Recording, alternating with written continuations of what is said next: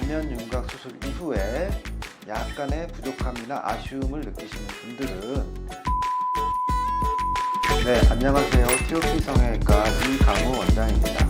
오늘은 양악 수술이나 안면 윤곽 수술 후에 처짐으로 고생하시는 분들에 대한 고민을 풀어드리는 시간이 되겠습니다.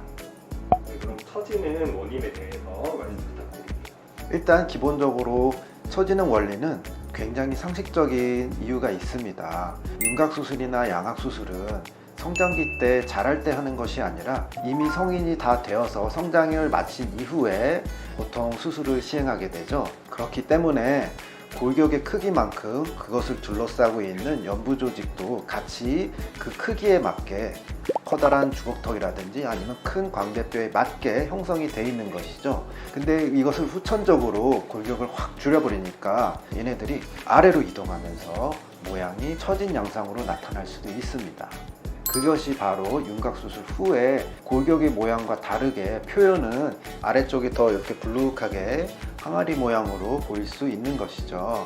그러면 제가 방금 말씀드린 내용을 좀 더 알아듣기 쉽도록 그림으로 설명을 한번 해보도록 하겠습니다. 이 그림은 광대 축소 수술 이전과 이후의 골격의 변화를 보여주는 그림인데요. 보시는 바와 같이 이렇게 도드라졌던 광대뼈가 수술로 안쪽으로 축소되어 들어가게 됩니다. 그러면은 골격과 연부 조직이 붙어 있던 이 공간이 비게 되는 것이죠. 그래서 자연스럽게 중력의 영향으로 밑에 쪽으로 내려와서 유착이 되면서 표현이 됩니다. 그래서 이렇게 광대 수술 후에 팔자 위에 앞볼이 불룩해지는 현상이 나타날 수 있습니다. 다음 그림은 사각턱 축소 수술 이전과 이후의 골격의 변화를 나타내는 그림인데요. 사각턱 수술을 하게 되면은 이 그림과 같이 각져 있는 골격의 절편이 절단되어 나가게 됩니다. 그러면 사각턱 위에 붙어 있던 연부 조직 층 사이에 이런 공간이 또 생기게 되겠죠. 그러면은 마찬가지로 아래쪽으로 슬라이딩 돼서 입가라든지 턱선이 밑으로 항아리 모양으로 밑변이 불룩한 모양으로 오히려 통통해지는 모양으로 결과가 나올 수도 있습니다. 원장님, 그러면은 이런 증상 어떻게 해결할 수가 있을까요? 제가 이거는 그림으로 다시 그리면서 설명을 해드리도록 하겠습니다. 광대가 있었고 이렇게 사각턱이 있었던 환자가 윤곽 수술하게 되면은 이렇게 축소되어지죠. 여기에 떠있던 이 연부 조직은 약간 이렇게 내려오게 되고 턱선도 좀 이런 식으로 모양이 나타나게 되는 경우가 많이 있죠. 그래서 이쪽 부위가 보기 싫으시다, 이런 입가 주변이 볼록해지는 것이 보기 싫으시다 하는 분들이 적지 않은 수로 있습니다. 그래서 단면을 보면 그랬던 조직이 약간 내려오면서 좀 이렇게 두터워지는 모양을 나타낼 수 있는데요. 그래서 첫 번째로 할 수 있는 방법은 이렇게 인위적으로 만들어진 이 두께를 줄이는 방법, 즉 이쪽에 볼륨을 줄이는 흡입을 하게 됩니다.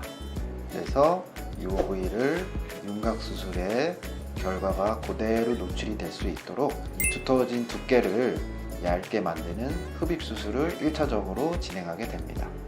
이렇게 두꺼워진 부분을 매끄럽게 만드는 흡입 수술을 진행한 후에 두 번째로 리프팅을 통해서 떨어진 만큼 다시 원위치 시키는 리프팅 업을 하게 됩니다. 그리고 마지막으로 아무리 흡입이나 리프팅으로 줄여주고 원위치 시켜놔도 골격은 작아졌기 때문에 이런 팔자에 굴곡이 남아있는 경우가 많이 있는데요. 흡입해서 뽑은 지방을 활용해서 굴곡이 생긴 부위를 미니 지방 이식을 하게 됩니다. 이런 팔자 부위라든지 아니면은 사각턱 이후에 또는 턱끝 축소 수술 이후에 크기는 작아졌지만 오히려 무턱처럼 길이가 짧아지는 경우가 있는데요. 턱이 이렇게 동그랗게 보이는 경우도 있습니다. 그래서 이런 턱 끝에도 똑똑하게 뽑아놓은 지방을 이용해서 이식을 해줄 수 있습니다. 그래서 이 세 가지의 수술을 한꺼번에 다 할 수 있는데요. 흡입이 비중이 큰 경우도 있고 리프팅이 비중이 큰 경우도 있고 때로는 굴곡이 너무 심해서 생각보다 많은 양을 지방 이식해야 될 때도 있는데요. 이런 경우는 환자분들마다 케이스가 다르기 때문에 정확한 진단에 의해서 흡입과 리프팅, 미니 지방 이식 이 세 가지의 조합을 어떤 비율로 잘 적용할지가 굉장히 관건이 되는 요소입니다. 자, 이렇게 안면 윤곽 수술 이후에 처짐이라든지 얼굴 동그래진 현상을 해결하는 방법을 알아보았는데요. 동양인들은 서양인에 비해 얼굴이 넓고 가로폭이 길어서 광대뼈나 사각턱이 큰 경우가 굉장히 많습니다. 그래서 광대 축소 수술이라든지 사각턱 축소 수술, 턱끝 축소 수술 필요한 경우가 굉장히 많은데요.